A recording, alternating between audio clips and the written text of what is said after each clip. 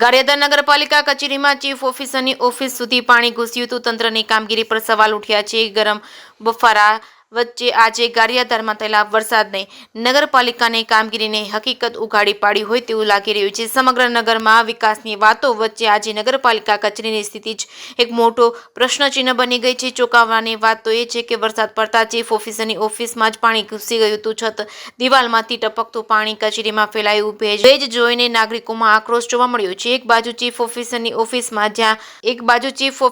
ઓફિસમાં જ્યાં સ્વચ્છતા, ત્યાં પ્રભુતાના લખાણ અને સાઇનબોર્ડ દેખાઈ રહ્યા છે, ત્યાં ખુદ ઓફિસમાં પાણી ભરેલા ગંદકીથી જોવા મળી હતી. અને ચીફ ઓફિસરની ઓફિસમાં હાલ હોય અને સામાન્ય નાગરિકોને મળતી સેવાઓ, તેમની ફરિયાદોના નિવારણ અંગે અનેક સવાલો ઊભા થયા છે.